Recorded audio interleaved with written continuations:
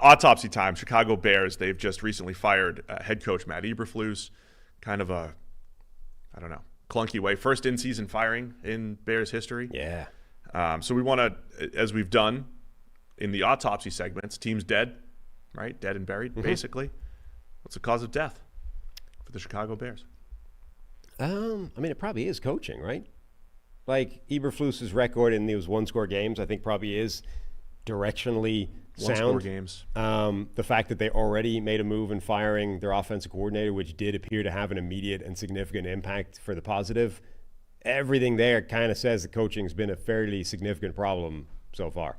I brought it up the other day, the almost fired coach getting one more year with the number 1 or first round draft pick. Yeah.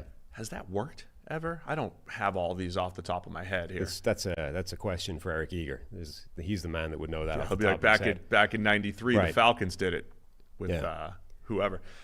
But again, the ones that I referenced, John Fox got a year with Mitch Trubisky, then gets fired. So the Bears recently did it. John Fox was on the hot seat, and then it was like, nope, you get the new quarterback. Jeff Fisher with the Rams got 1 year of Jared Goff. We kind of knew Jeff Fisher was 1 foot out the door, and you've got a draft pick to try to save it. Was this already a mistake by bringing Matt Eberflus back? Is it better to have just started? I mean, remember a year ago he was on the hot seat again, and then they finished strongly last year. It's like, will this give him, will this save his job? And it did, right? They saved his job. There was debate about, do we go with Fields? Do we go with the draft pick?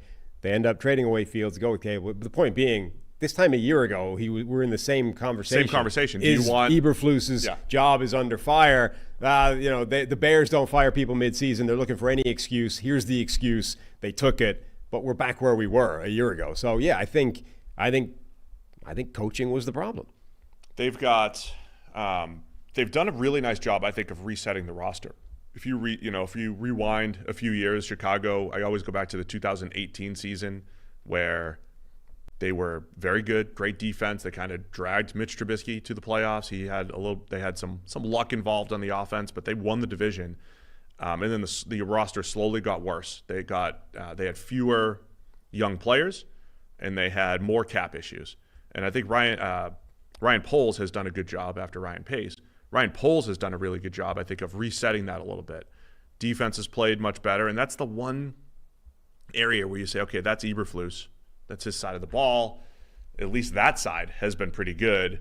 But the offense, I think, has definitely underwhelmed. The O-line is a really interesting case where a lot of the advanced metrics, PFF metrics kind of like the O-line, but it doesn't feel good the last 2 years with Fields or Williams.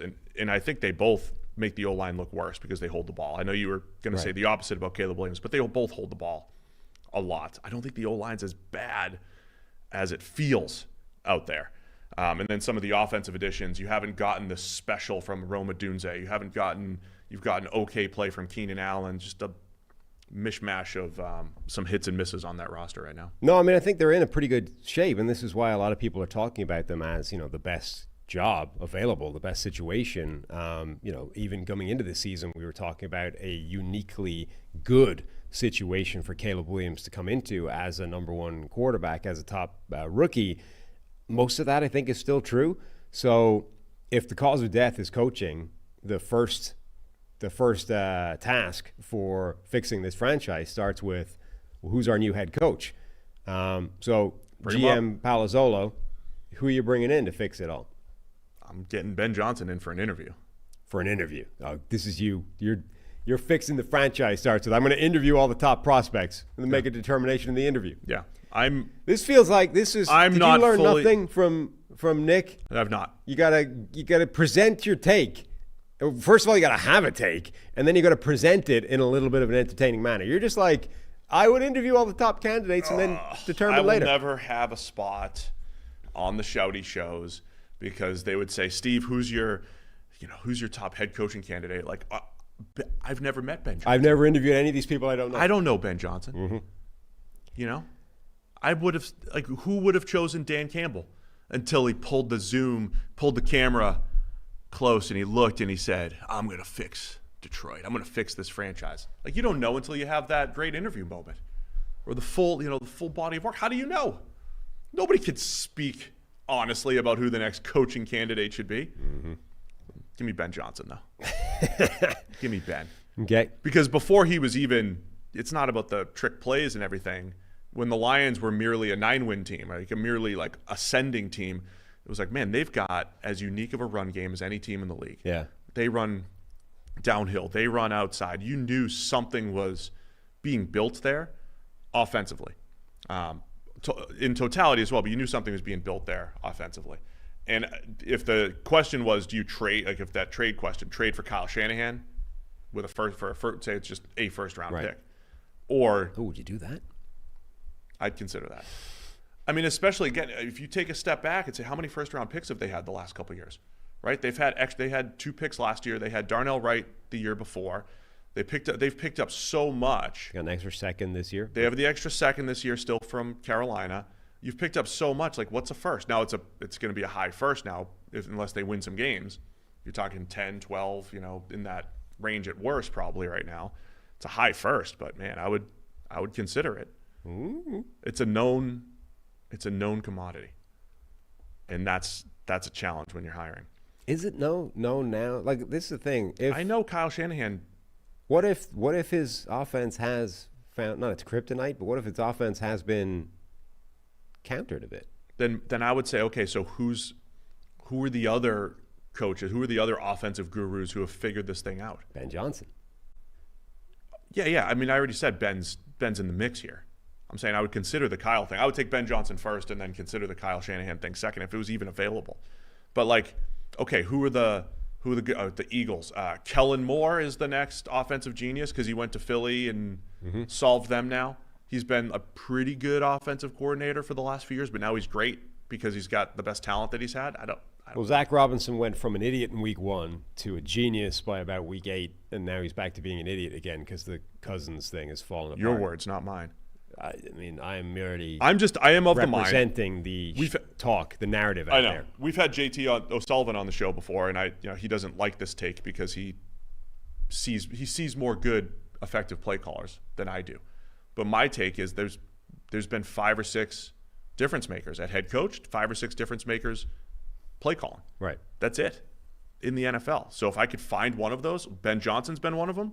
Kyle Shanahan's been one of them. If I could have one of those guys, I want to go do it.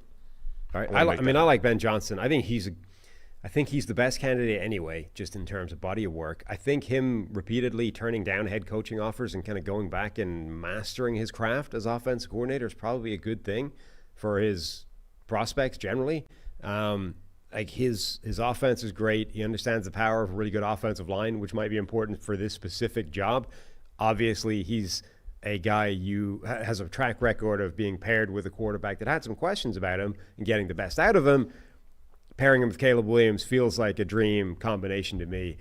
I can't, I mean, as you say, who knows what happens in the interview rooms with a lot of these things, but from the outside looking in, I can't see a better candidate than Ben Johnson if they can convince him that this is a job he wants to take, which is apparently not that easy for Ben Johnson. Here's the next one. Intern Anthony brings up Mike Vrabel.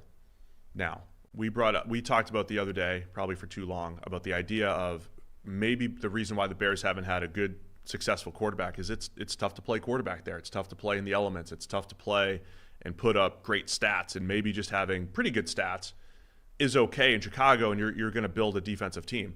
Is Mike Vrabel actually a better personality than the offensive guru coming into Chicago? I would not want Mike Vrabel anywhere near Caleb Williams. Based on a few things, but number one being his approach to turning Malik Willis into an NFL quarterback is the exact opposite of everything I think you're going to need to deal with for Caleb Williams. Caleb Williams is a very different player to Malik Willis, but where they are... You don't think the tough love is the way to go with Caleb? I don't think hammering a whatever shaped peg into a round hole is the way to do it, right? Like, this is the shape my quarterback needs to be. You are going to get beaten into this shape until you conform is not the approach, I think, for Caleb Williams. Caleb Williams is a unique NFL talent. I want a coach that understands how to build a unique system around my quarterback. right?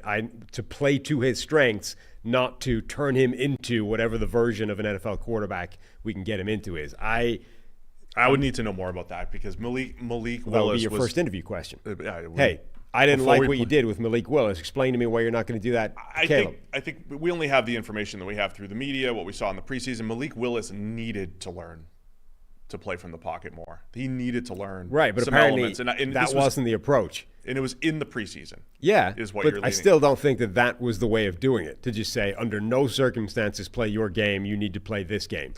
Even if, I understand, like, I get the theory behind it, right, which is this is his weakness, it's preseason, it doesn't matter, only do this. I still don't think that was a productive way of approaching this. And if just the hint of that direction, I think is a bad thing for Caleb. My bigger question for Vrabel when he's interviewing this offseason is he kind of got pushed out of Tennessee after having success. Your interview with him would be great. I hated what you did with Malik Willis. Explain why that's not going to happen. Don't like what you did. Everyone in the building hated you by the time the Tennessee thing ended. Why won't people here like you? I was calling him. Are you that much of an asshole? Thomas Brown's going to get interviews too. Everybody's calling Thomas Brown the new head coach, who was just which harks back to our email, right? Maybe firing the guy mid-season is not good because you get trapped into this. Oh no, we got to fire Thomas Brown if things go well. I mean, I see the random aggregator accounts being like, "Oh, the Browns the Bears have their next Mike Tomlin," just because he's young. I thought Mike Vrabel was on the Mike Tomlin track of no matter what you give me, for a period, I'm going to bring it. I'm going to get the maximum out of it. I'm going to go to the AFC Championship with Ryan Tannehill and a makeshift defense. I'm going to have a makeshift defense year over year and still make good. And there was a point where Vrabel was kind of at the forefront of making a whole lot of good game management decisions as well. For a period, he was like the one Belichick tree success story, which was kind of ironic because he wasn't the tree. coach. Yeah, he wasn't actually part of the tree. He was just a former player. Yes.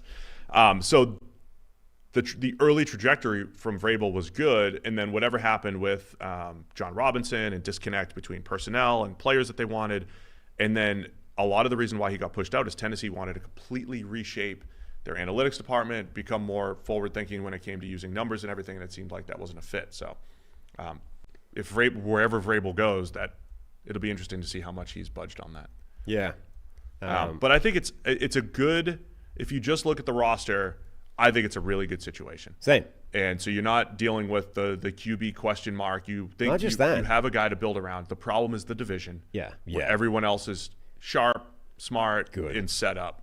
And not just it's a good situation because of the roster. The roster's good. You have theoretically the quarterback in Caleb Williams, and then you actually are in good situation kind of roster management terms as well, because one of the first things they did, right, was to gut everything. Like, just tear this thing down to bare bones, to sheet metal, and then let's start over. So they have a ton of cap space going into this year. Okay, it's a crappy year for free agent spending, but they have a ton of cap space, and they've got extra draft picks. Like, obviously, they've got their own picks, and they've got that extra second from Carolina. So what are you fixing first? We get the head coach. Ben Johnson's coming in. Let's say it's him. The roster's already in a pretty good spot. What's your first plan of action? As far as how we're building this thing? Yeah. What are we adding in the offseason? I still think they need more pass rush. Pure pass rush. I know the defense has been better. I got to take a look at the offensive line because there is a disconnect there from a line perspective. And I'm going back to the receiver. Well, Keenan Allen's not the guy long-term here. How are we going to make those pieces fit? DJ Moore, Rome Odunze, who's the best third option? Like a Darnell Mooney that they got rid of. Like a Darnell Mooney went to Atlanta, became a really nice fit to complement what they had. How do I find that fit guy? I don't know who that is off the top of my head, but fit guy that's going to play well with Caleb Williams. Right. So I think we still need more weaponry. I want a little bit more from the defensive line. I feel like they've been making do with what they have there with, Montez Sweat, some developmental guys. Let me pitch you. Josh Sweat is, I think, an upcoming free agent. What if you had the Sweats? Bookend Sweats. The big man in between Sweat. Fogos. We'll call it the Fogos. The meat sweats. Yeah. I'd consider Josh Sweat. He's good athlete, coming good as a pass rusher. Josh Sweat in free agency. Let's try and find an offensive lineman somewhere, though it's pretty slim pickings. I forgot we're in like full fix mode here. And then the draft. Those I think are probably I think the three positions really are offensive line, Abdul Carter is in the mix there. offensive line, pass rush, as you said, and then that wide receiver. I mean, the way receiver draft classes are these days, you're just drafting at least one of those guys in the first couple of days every year. Because why not? These guys are amazing right off the bat. So I think those are the three positions you're hammering. Yeah, that's where I'm going. TJ Edwards, he's going to be my captain. He's getting captain. Yeah. Love TJ. Good for TJ. Like you do. Is that it on Chicago? Anything else we need to touch on? I think fixing that's them? probably it. We'll fix every team in 5 minutes this offseason, though, for sure. Mm-hmm. All right.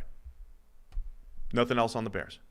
No, I mean, cause of death, coaching. We're going to fix that with Ben Johnson. We're going to add sweats. We have multiple sweats. The sweats on defense. We're going to try and find some offensive line help, and then we're going to hammer those three positions in the draft. The only offensive line, pass rush, and receiver. Draft. I might double up on D linemen in the draft. There's a lot of good. It's a deep defensive line class. And Andrew Billings' replacement as well. Yeah. Given how much that made a difference this year when he went down. Deion Walker. Abdul Carter. They could be in the mix for those types of guys. Kenneth Grant. We're gonna. Yeah. You and I. We're going to the Big Ten game this week. You get to see Abdul Carter up close. Let's go. Oregon's guys up close. It's gonna be great. Look at you and me going to places. Going to places. Thanks for watching all the way to the end of our video. For more great content, click here to subscribe and here to watch another video. We'll see you again soon.